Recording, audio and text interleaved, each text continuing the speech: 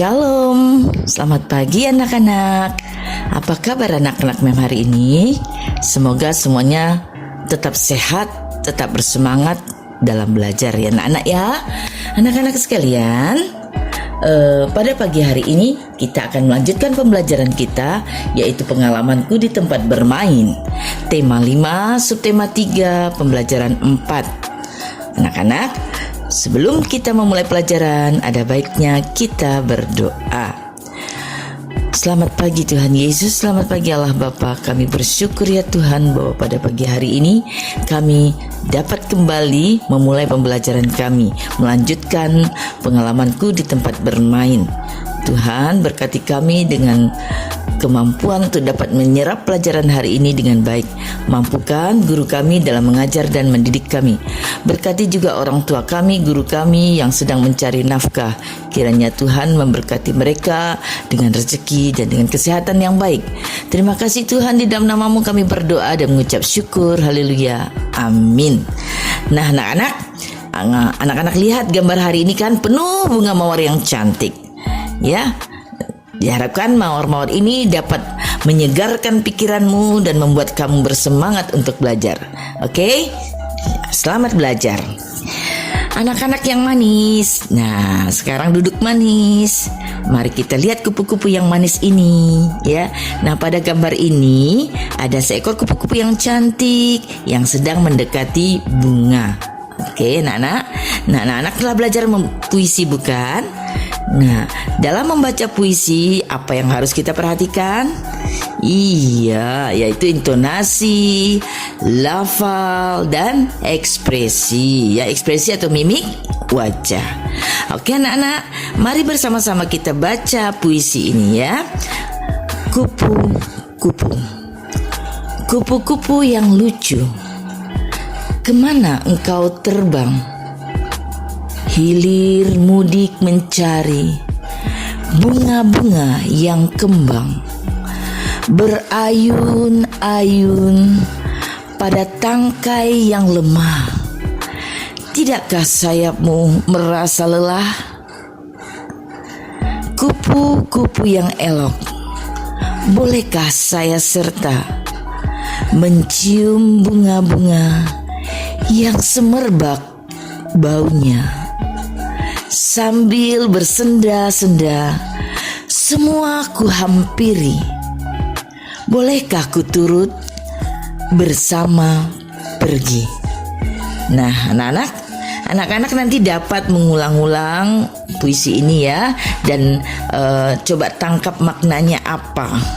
Nah, setelah anak-anak dapat menangkap apa arti puisi ini atau apa yang dimaksud dengan pengarang puisi ini, ya ini juga lagu sebenarnya ya. Nah, ingat anak-anak, lirik lagu itu juga termasuk puisi ya. Jadi ini lirik lagu dari kupu-kupu ya, termasuk puisi yang kita baca barusan ya. Nah, anak-anak, kemudian setelah anak-anak menangkap isi puisi ini, lalu buatlah pertanyaan berdasarkan puisi yang kamu baca ini. Dan kemudian pertanyaan kamu itu kamu tukarkan dengan temanmu. Pertanyaan itu bisa saja seperti ini: apa judul puisi ini? Atau di mana kupu-kupu itu berayun-ayun? Nah, kan jawabannya adalah pada tangkai yang lemah ya. Nah, oke anak-anak, buat pertanyaan lagi ya. Nah, nanti bagikan kepada temanmu.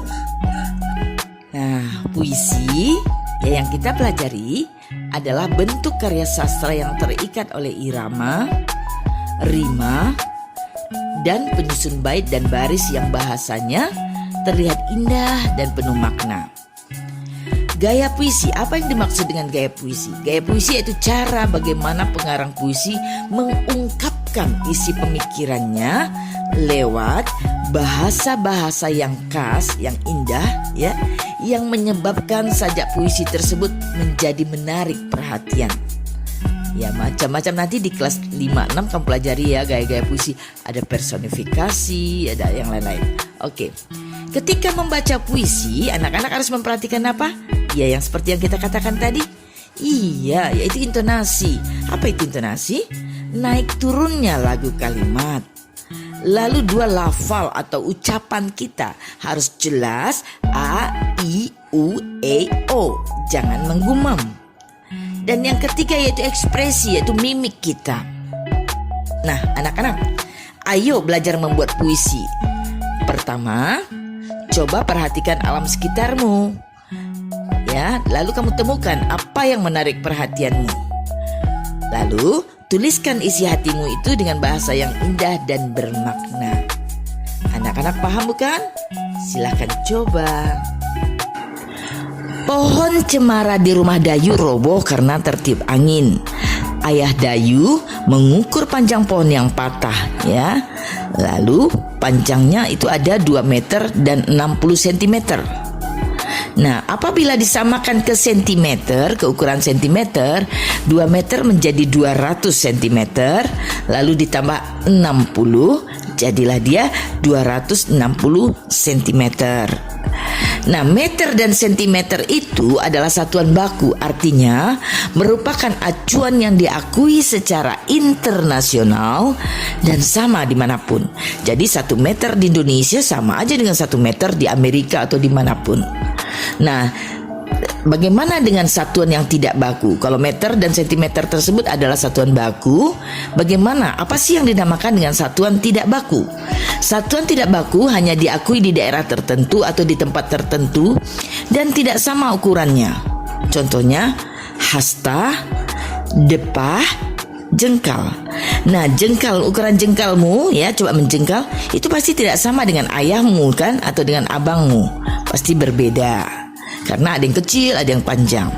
Oke, satuan meter itu disimbolkan dengan M. Nah, satuan sentimeter dengan cm. Paham ya anak-anak ya? Nah, si Beni melihat temannya berlatih drama dari jarak jauh itu. Nah, jarak Beni dengan teman yang berlatih itu 4 meteran ya. Untuk mengukur jarak Beni tersebut digunakan meteran, alat meteran. Nah, Lani mengukur panjang papan tulis. Setelah diukur panjangnya 300 cm. Artinya panjang papan tulis tersebut sama dengan 3 meter. Jadi sentimeter disetarakan dengan meter menjadi 3 meter karena dia naik 2. Naik 2 berarti dibagi 100 atau dikurangkan nolnya 2 ya. Nah, alat ukur yang tepat untuk mengukur papan tulis itu adalah meteran. Di samping ini atau dalam bukumu juga ada beberapa macam alat ukur. Ya, coba kita lihat yang nomor 1, penggaris. Nah, penggaris adalah alat yang digunakan untuk mengukur panjang dan untuk membuat garis. Nah, dengan jarak hanya 30 cm ya. Kemudian yang gambar kedua adalah rollmeter. Rollmeter adalah alat untuk mengukur satuan panjang terbuat dari material lentur dan dapat digulung. Yang ketiga, nah ini yang namanya meteran ya. Meteran merupakan alat ukur panjang yang terbuat dari bahan fleksibel. Bisa juga digulung seperti rollmeter. Nah, tapi terbuat dari bahan yang lebih keras ya. Jadi bisa digulung dan mudah dibawa-bawa. Nah, ini biasanya untuk mengukur jalan, bangunan ya. Kemudian meteran kain baju. Nah, ini mama-mama biasa pakai ini ya untuk mengukur kain. Alat ukur yang digunakan oleh tukang jahit untuk mengukur baju. Anak-anak, nah ini ada beberapa nama yaitu Udin, Edo, Dayu, Lani, dan Siti ya. Nah, masing-masing tingginya adalah Udin 117 cm, Edo 1 meter 20 cm, Dayu 100 cm, Lani 105 cm, Siti 1 meter. Nah, jika kita ingin membandingkan siapa yang paling tinggi, siapa yang paling rendah atau yang sama, maka satuan-satuan ini harus kita samakan terlebih dahulu. Nah, dari meter kita bisa samakan ke sentimeter. Yang sentimeter tetap ya. Contohnya Udin 117 cm. Nah, ya tetap 117 cm. Sedangkan Edo 1 meter 20 cm menjadi 120 cm. Nah, kayak Siti 1 meter menjadi 100 cm. Oke, nah jika kamu perhatikan data di samping ini, teman Beni yang paling tinggi siapa? Coba lihat. Iya, Edo 120 cm ya. Nah, sedangkan teman Beni yang bernama Siti dan Dayu ukuran tubuhnya paling pendek ya, yaitu 100 cm. Nah, coba anak-anak urutkan nama-nama teman Beni yang dari pendek hingga yang tertinggi. Bisa bukan? Mudah sekali. Masih ingat gerak sehari-hari dapat dijadikan tari? Iya, gerakmu sehari-hari dapat dijadikan gerak tari. Gerak tari adalah gerak tubuh yang selaras dan berirama, ya, sehingga menghasilkan karya seni yang indah. Jadi harus selaras, ya, lalu berirama dan menampilkan suatu gerak yang indah. Mengapa gerakan tari dilakukan dengan hitungan? Ya, seringkali kita latihan ada 1, 2, 3, 4, 2, 3, 4 sampai 8 ya. 5, 6, 7, 8. Nah, mengapa gerakan tari itu dilakukan dengan hitungan? Iya, karena disesuaikan dengan irama yang berupa alat musik atau hitungan-hitungan yang sering digunakan itu 1, 2, 3, 4, 5, 6, 7, 8. Itu pengganti musik ya, pengganti musik. Anak-anak, ini ada gerak bunga mawar ya yang sedang berkembang ya. Dapat kamu latih ya. Kamu dapat contoh, nanti memang akan kirimkan videonya juga yang dilakukan oleh temanmu di sesi 2. Nah, dapat kamu contoh, lalu kamu tirukan ya. Kemudian kamu videokan sebagai tugasmu ya nak ya. Ya, jangan lupa dikirim melalui WA. Nanti nggak dapat nilai kalau nggak dikirim. Gimana memang nilai ya? Oke anak-anak, nanti contoh di video berikut, oke? 1, 2, 3, 4, 5, 6,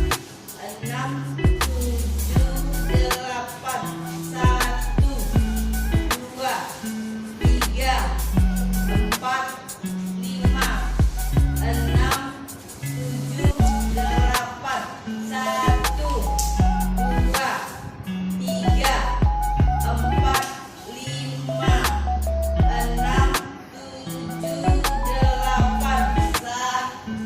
3, 4, 5, 6, 7, 8. Baiklah anak-anak, sampai kita di penghujung pembelajaran hari ini. Sebelum menutup pembelajaran, kita berdoa. Nah, ini ada doa dalam bahasa Inggris. Anak-anak dapat mempelajarinya ya, dan kemudian juga dapat mengucapkannya sehari-hari. Kita pelajari di kelas nanti ya. Mari bersama-sama kita ucapkannya sayang. Father in heaven, thank you for all your blessing today. Now we are finished study. Thank you for opening our heart and our mind so that everything that we have learned today will giving meaning and positive influences. Bless us, our teacher, our parents. Please protect us from anything bad. In the name of Jesus we pray. Amen. Artinya anak-anak, Bapa di surga, terima kasih atas berkat-Mu hari ini. Nah, sekarang kami telah menyelesaikan pembelajaran kami. Terima kasih telah membuka hati dan pikiran kami sehingga kami dapat belajar hari ini yang dapat memberikan arti dan pengaruh yang positif. Berkati kami, guru-guru kami dan orang tua kami. Lindungi kami dari sesuatu yang jahat. Dalam nama Tuhan Yesus kami berdoa. Amin. Gitu ya anak-anak ya. Oke anak-anak, selesai sudah pembelajaran kita. Kita jumpa nanti lain kali ya. Oke, bye-bye. See you next. Bye.